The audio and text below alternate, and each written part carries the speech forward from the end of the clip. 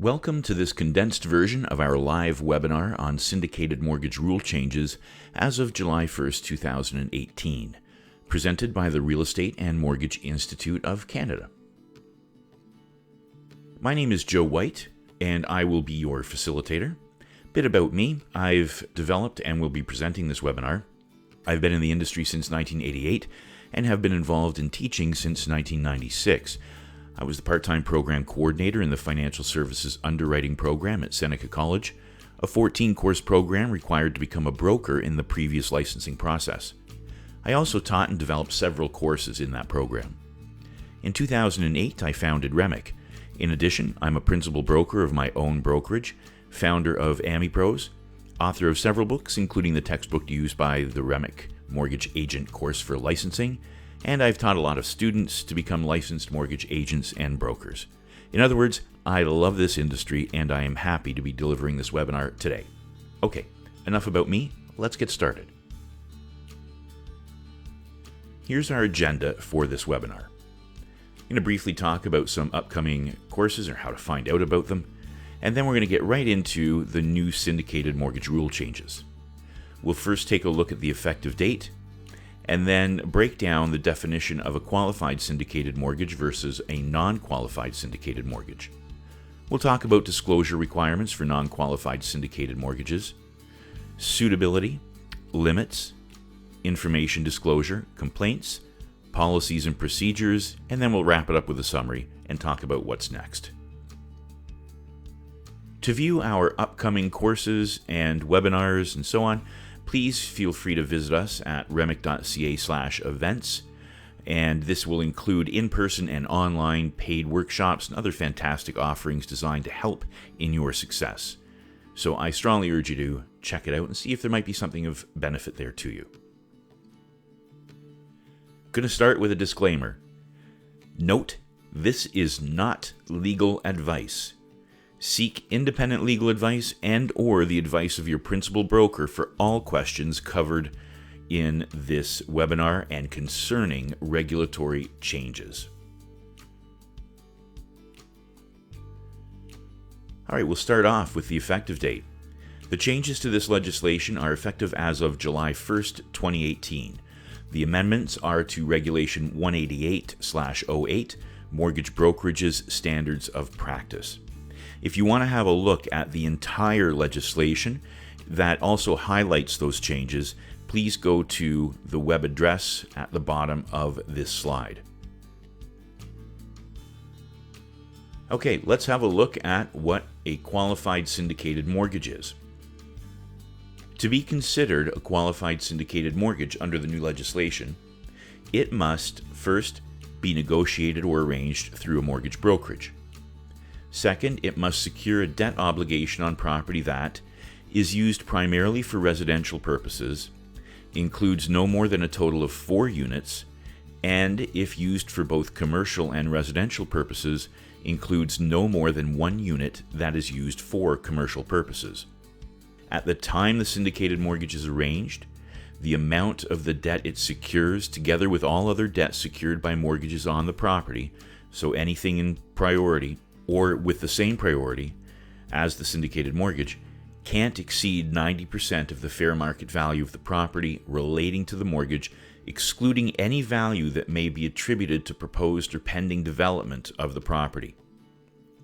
Furthermore, it's limited to 1 debt obligation whose term is the same as the term of the syndicated mortgage.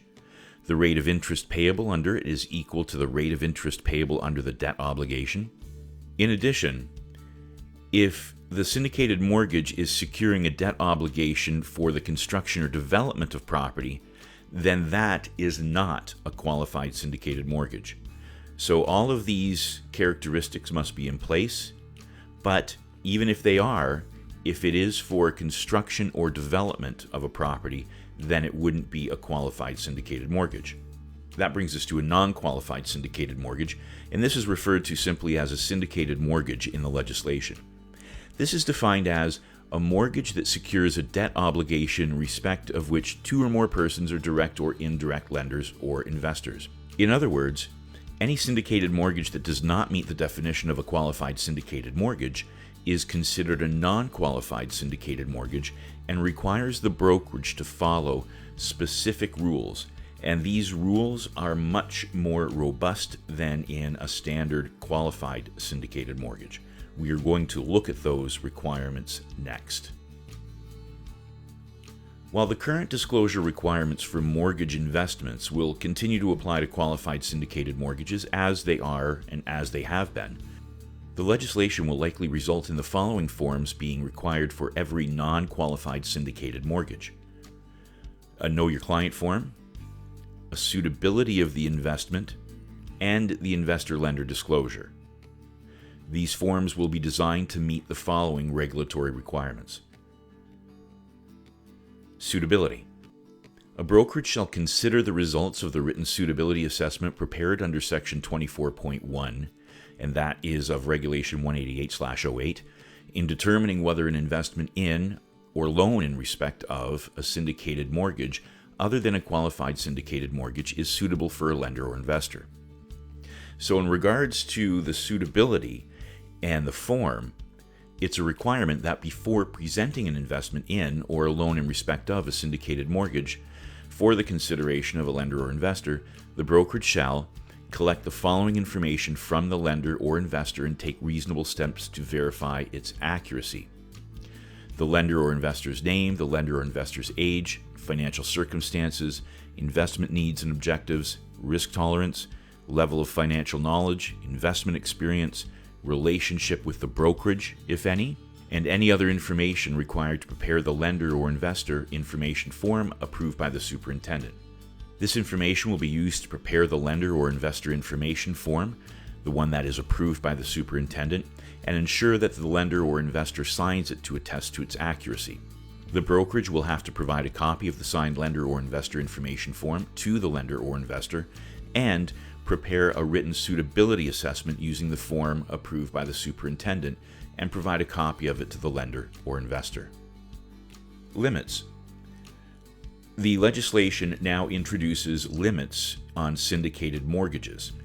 Section 24.2 states that a brokerage shall not negotiate or arrange an investment in or loan in respect of a syndicated mortgage for a lender or investor who is an individual if the brokerage has reason to believe that the investment or loan, alone or in combination with any other investment in or loan in respect of a syndicated mortgage that the individual has made in the previous 12 months, would result in the individual investing or lending more than $60,000 in or with respect to syndicated mortgages within that 12-month period. This section doesn't apply if the lender or investor is a member of a designated class of lenders or investors. So, in other words, if the investor is a member of a designated class, there is no limit. It also doesn't apply to a qualified syndicated mortgage. So as we defined earlier, if the investment is a qualified syndicated mortgage, there is no limit. In determining whether the $60,000 limit has been exceeded in the previous 12 months for the purposes of this section, the brokerage shall not count any investments or loans that the individual entered prior to the July 1st, 2018 implementation date of this new legislation.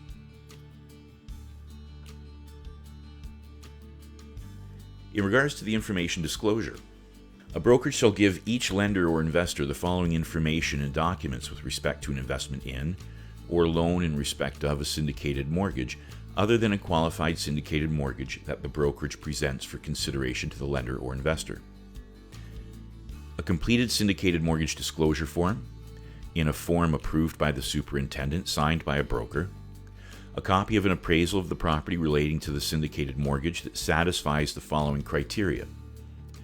It was prepared within 12 months before the day the syndicated mortgage disclosure form was provided to the lender or investor. It was prepared by a member of the Appraisal Institute of Canada who is independent, as described in subsection 2, and who holds the designation of Accredited Appraiser Canadian Institute, or AACI. It was prepared in accordance with the Canadian Uniform Standards of Professional Appraisal Practice, published by the Appraisal Institute of Canada, as amended from time to time.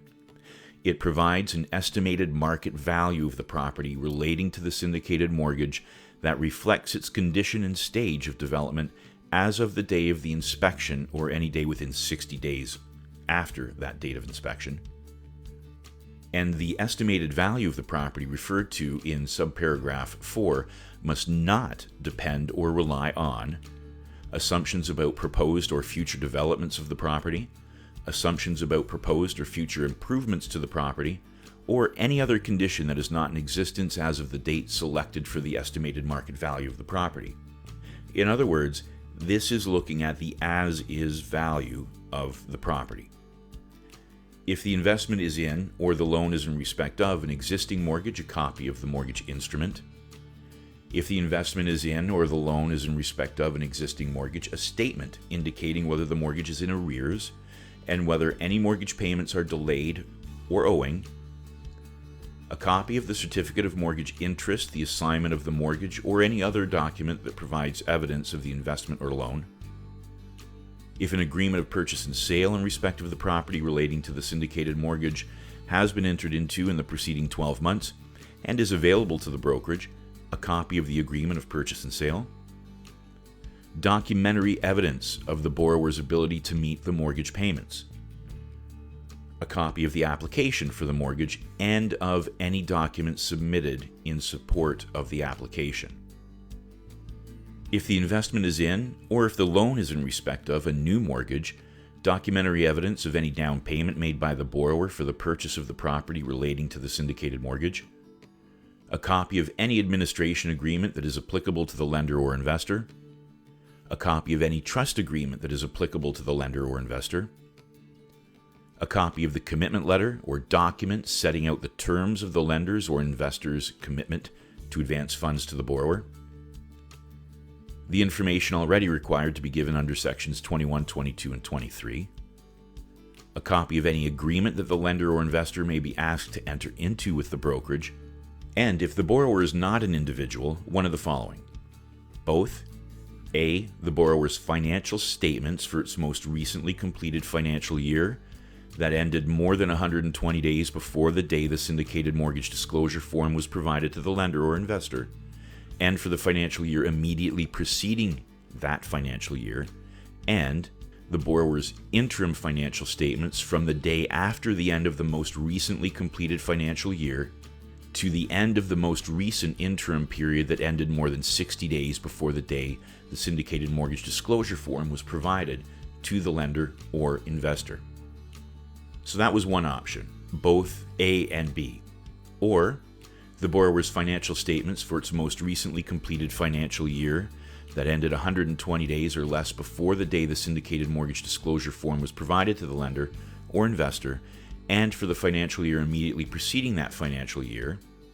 Or if the borrower's first financial year ended more than 120 days before the day the syndicated mortgage disclosure form was provided to the lender or investor, and the borrower's second financial year did not end before that day, then A, the borrower's audited financial statements for the first financial year, and B, the borrower's interim financial statements from the day after the end of the borrower's first financial year to the end of the most recent interim period that ended more than 60 days before the day the syndicated mortgage disclosure form was provided to the lender or investor. Or, if the borrower's first financial year did not end before the day the syndicated mortgage disclosure form was provided to the lender or investor, or ended 120 days or less before that day, the borrower's audited financial statements for the period from its inception to a date that is 120 days or less before the day the syndicated mortgage disclosure form was provided to the lender or investor. And finally, all other information in writing that a lender or investor of ordinary prudence would consider to be material to a decision about whether to lend on the security of the property relating to the syndicated mortgage or to invest in the syndicated mortgage. Complaints. If the complaint relates to a syndicated mortgage other than a qualified syndicated mortgage, the brokerage shall, within 10 business days after receiving the complaint, give the superintendent a copy of the complaint and the brokerage's response to it. A couple of things about this. The superintendent may extend the deadline referred to in the subsection if the brokerage requests the extension before the deadline is passed and the superintendent is satisfied that there are reasonable grounds for the extension. So this is a modification of the complaints process as already outlined in the legislation. policies and procedures, and this is for all brokerages. Update required to every brokerage's policies and procedures to include policies and procedures for the verification of a lender's or investor's eligibility to invest in or make a loan in respect of a syndicated mortgage other than a qualified syndicated mortgage. In summary, the landscape continues to change to ensure consumer protection. The process for qualified syndicated mortgages remains the same as for all mortgage investments. However, the new process for non-qualified syndicated mortgages includes completing a Know Your Client form, then determining suitability based on the Know Your Client form and the specifics of the project. Determining suitability will be the responsibility of the brokerage. And step 3, provide the investor-lender disclosure. It's vital that everyone involved in any type of mortgage transaction, but specifically and importantly in any type of non-qualified syndicated mortgage transaction, documents everything. It will be the brokerage's responsibility to ensure and prove that the KYC form was done, the suitability form was done, and the investor-lender disclosure was done, all in accordance with these new rules and regulations. So what's next? I urge you to visit us at remic.ca/events for upcoming free webinars, as well as other paid events. Review Fisco's website for news on the forms and look for Fisco's emails, and we will notify you once the new forms are official for a new webinar on filling out those forms. I'd like to thank you very much for spending the last several minutes with us, and if you have any questions or comments, please feel free to email me at joe.white@remic.ca.